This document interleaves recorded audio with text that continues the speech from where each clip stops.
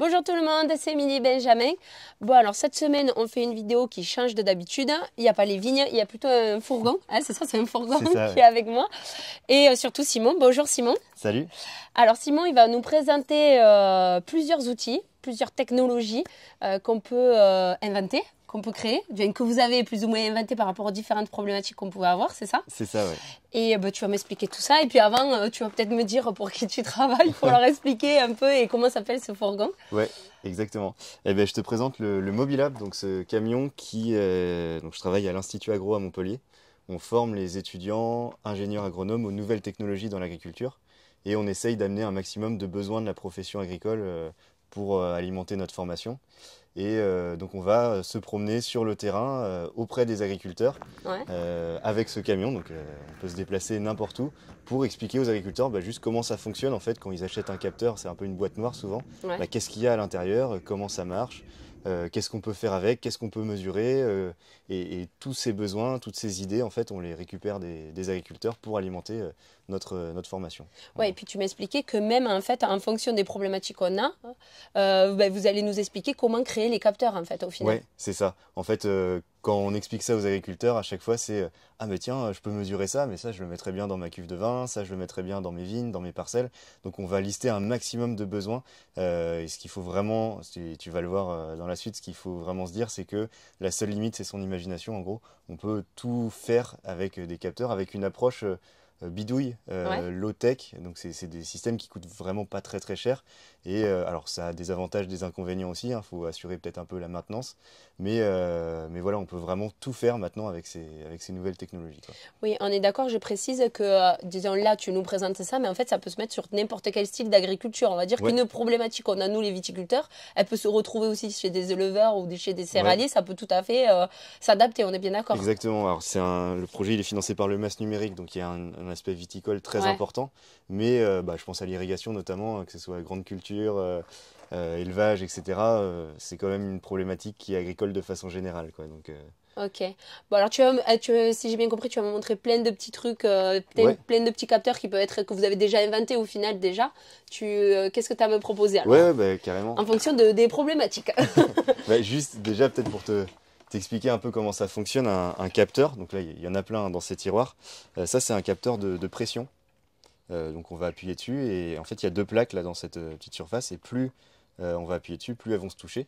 Ouais. Et il suffit de faire passer du courant dans une des deux broches là et puis écouter le courant qui arrive dans l'autre broche et on va avoir 1 volt, 2 volts, 3 volts, 4 volts, etc., quoi. Et donc je peux te prouver ça si j'ai un petit ce qu'on a un voltmètre quoi, en gros qui va mesurer un petit peu le courant qui va arriver. Et donc là, si tiens, tu peux appuyer Ouais, et après, tu sur retrouves cette plaque sur l'écran et de tu la vas télé, voir quoi. que là j'ai l'équivalent du voltage qui va apparaître. Ah oui. Donc là, plus tu appuies, Ouais. plus il y a du courant qui passe, en gros, et plus tu vas pouvoir le Ah, c'est mesurer. hyper sensible quand même, parce que j'appuie pas très fort quand même. Ouais, alors c'est D'accord. hyper sensible, mais ça c'est une bonne remarque parce que là on est plutôt sur le capteur de pression type balance de cuisine où on veut mesurer 200 grammes de farine D'accord, peut-être. ok. On va pas mettre un tracteur ou un taureau Ah, on dessus, passe pas le typiquement. tracteur dessus, quoi. Mais on en a d'autres qui sont un peu plus solides, un peu plus chers ou un peu plus précis. Ça Ouais, dépend de... En fait, c'est là que c'est important, c'est que ça dépend du besoin que toi tu as. ouais. Si tu veux peser un sac de 30 kilos ou si tu veux peser un tracteur ou une benne, voilà, il faudra imaginer que ce ne sera pas le même capteur, quoi. D'accord. Mais là, c'est un capteur donc du coup de pression, mais là on a un capteur de luminosité. Ok. Et si je le mets exactement au même endroit, tu vas pouvoir t'amuser avec aussi. Ah oui, je me passe la main ou pas Et donc si dessus, tu quoi. passes la main, tu vois que du coup là, ça varie. Et tous les capteurs, en fait, c'est une variation ils vont mesurer quelque chose, ils vont le transformer en tension. D'accord. Et après, alors là, je t'ai dit que c'était un voltmètre, mais je t'ai un peu menti. C'est un microprocesseur, c'est un peu le cerveau de la bande Ok. qui va dire si. Donc, c'est celui-là qu'on va pouvoir programmer. Alors, ça, on ne demande pas aux agriculteurs de Ouais. programmer ou de développer les trucs, hein. Mais si ça dépasse tant de luminosité, alors envoie un message, alors fais quelque chose, quoi. D'accord, Donc, ok. c'est vraiment le rôle de ce petit machin. Avec les étudiants, on va développer ce genre de système qui répond à un besoin d'un agriculteur qu'on avait été voir au préalable. D'accord, En ok. gros. Ok, ok. Il y a un autre exemple de capteur, c'est le pluviomètre. Ouais. Peut-être que tu en Ouais, as. on en a un de pluviomètre Ouais. connecté, ouais. Et alors, je sais pas si tu as déjà ouvert un pluviomètre, voir ce qu'il y a à l'intérieur en fait. Euh, mais à l'intérieur d'un pluviomètre. Donc là, tu as la petite surface où la pluie va tomber. Ouais. Et puis à l'intérieur, ça va tomber ici. Et on va dire que cette coupelle, ça va être l'équivalent de, on va dire, 1 mm de pluie. Donc quand elle se remplit, Elle va basculer, comme tu sais les petits jardins japonais. Et c'est celle-là qui va se remplir. Et en fait, à chaque fois qu'il y a un mouvement, c'est-à-dire à chaque fois qu'il y a 1 mm de pluie, il y a un aimant dans ce petit renfoncement là. Ouais, et ça va être compté. Cet aimant, il va bouger. Et alors, la dernière étape, c'est ce petit tube avec 2 plaques grises. Je sais pas si tu les vois. Ouais. Il y en a une qui est aimantée, l'autre qui l'est pas. Et donc du coup, quand l'aimant il va passer, ça va faire hop, un petit contact entre les plaques grises. Et il suffit encore une fois de faire passer du courant dans ce fil et d'écouter le courant qui arrive. Et s'il y a un petit contact, ça veut dire qu'il y a eu 1 mm de pluie qui est tombé. Donc si on fait ça sur 1 heure, il y a 5 contacts, 5 mm 5 en 1 mm heure. dans 1 heure, d'accord, ok. Et donc moi je trouve ça génial de savoir comment les gens ont réussi à transformer la pluie, le vent en une petite valeur électronique qui va permettre ensuite de faire des mesures. D'accord. Bon, ça c'est un petit pluviomètre. Ça c'est vraiment le truc qui est presque, je vais pas dire indispensable, mais on va dire ça nous évite, nous on en a un effectivement, et ça nous évite chaque fois d'aller le mesurer. Ça. Donc c'est vrai que c'est une petite station météo en tout cas. Ça c'est un capteur de distance. Donc c'est vraiment la chauve-souris électronique qui va envoyer un ultrason et qui va détecter, là il y a un obstacle à 1 mètre, donc ça va envoyer 1 volt ou 2 mètres, 2 volts, etc. Ça on l'a vu là. Et ça c'est marrant parce que quand on le montre aux agriculteurs, ce capteur, il y en a qui nous ont dit ah mais moi j'ai eu un système j'ai eu une fuite pendant mes vendanges d'une cuve de 80 hectolitres, le joint était mal serré et il s'en est pas rendu compte parce que c'était un goutte à goutte. Et il y a le vin qui fuyait pendant qu'il était en train de faire ses vendanges. Et ensuite, il y a eu trop de vin qui est parti, donc la fermentation s'est mal lancée. Il a été obligé de jeter 80 hectolitres de vin. Et du coup, il nous a dit, mais c'est quand même que de la tôle ce truc, il n'y aurait pas moyen de faire un petit système pour voir si ça réduit ou pas. Pour savoir s'il y a une fuite. Et donc du coup, avec ce capteur, on l'a mis en haut avec les étudiants. C'était un bon projet pour nous, pour la formation.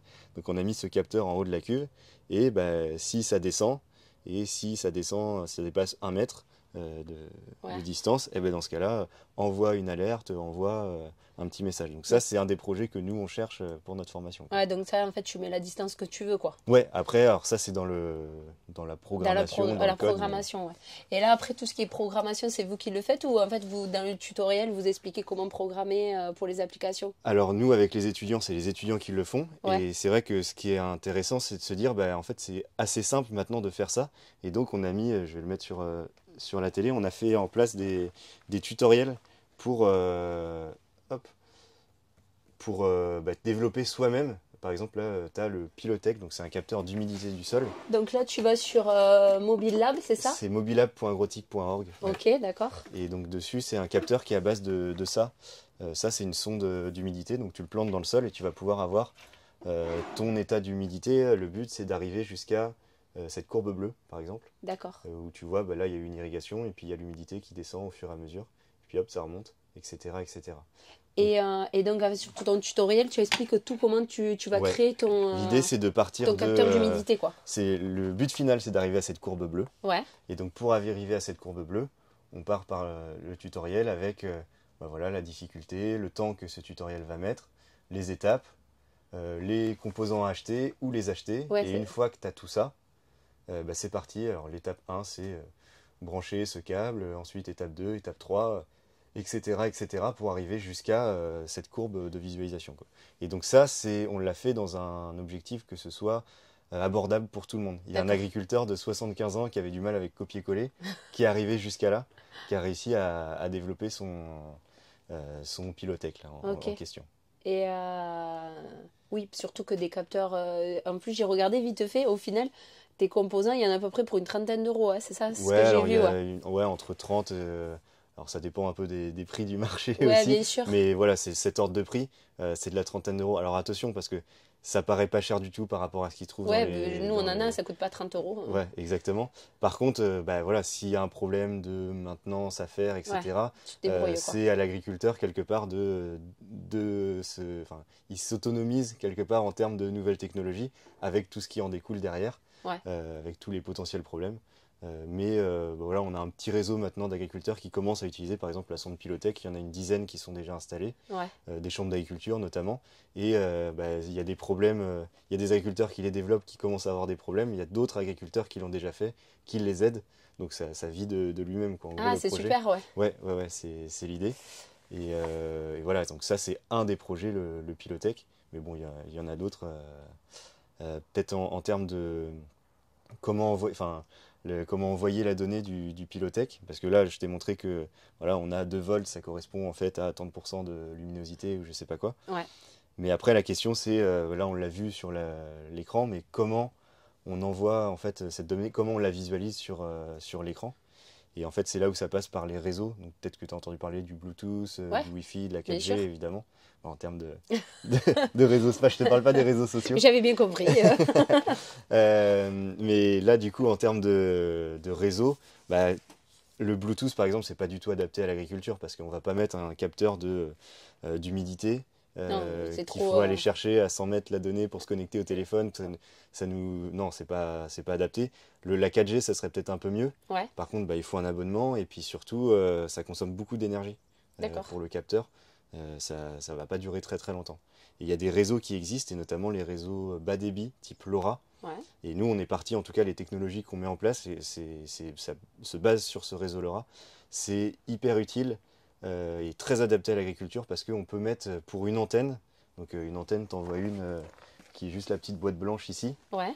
Il y en a une autre, c'est la boîte grise ici. Alors, il y en a plusieurs des antennes, mais on peut aller jusqu'à une vingtaine de kilomètres en théorie, une portée d'une vingtaine de kilomètres. C'est-à-dire que le capteur qu'on va développer, tu le mets dans une parcelle à 20 bornes de chez toi Ouais. et tu peux récupérer Toutes les les données. informations. Alors c'est des toutes petites données, on ne peut pas envoyer une photo, on ne peut pas envoyer une vidéo avec des réseaux bas Ouais. débit. Par contre, je suis le capteur numéro 8, ma position GPS c'est ça et il fait 20 degrés. Ça c'est très adapté. Tu peux mettre plusieurs capteurs en même temps? Ouais, tu D'accord. peux mettre Donc tu plusieurs. peux en mettre qui Tu vois là pilotent, par exemple. sur l'espèce de le microprocesseur, quoi, Ouais, le cerveau, ok. tu as vu, il a plein de broches. Ouais, Et donc on peut globalement mettre un capteur par broche. ok. En soi, il va pouvoir tout lire, envoyer les données, s'éteindre, etc. quoi. Ok, d'accord. Et donc du coup, ce réseau LoRa, on a décidé de vraiment. Donc, il y a des tutoriels aussi pour mettre en place son réseau LoRa chez soi. Ouais. Pour pouvoir ensuite connecter tous les capteurs que tu peux développer, quoi. Là, on te disait aussi avant de commencer tout ça que nous on a l'irrigation et l'irrigation c'est vraiment un problème. Oui, non, ça c'est pas un problème parce qu'en fait c'est quelque chose qui est devenu Ouais. indispensable surtout avec le climat qu'on a à l'heure actuelle. Mais c'est aussi un problème parce qu'en fait on a l'impression qu'il y a une personne qui pendant toute la période où on irrigue où on gère que ça. Et pourtant Ouais. on a mis des bornes etc et tout ça, mais il y a toujours quelque chose qui bloque comme par exemple les filtres qui sont pas assez bien nettoyés tout. Et par exemple je te dis aujourd'hui en fait, il faudrait un capteur qui nous dit le filtre il est sale, il faut aller le nettoyer.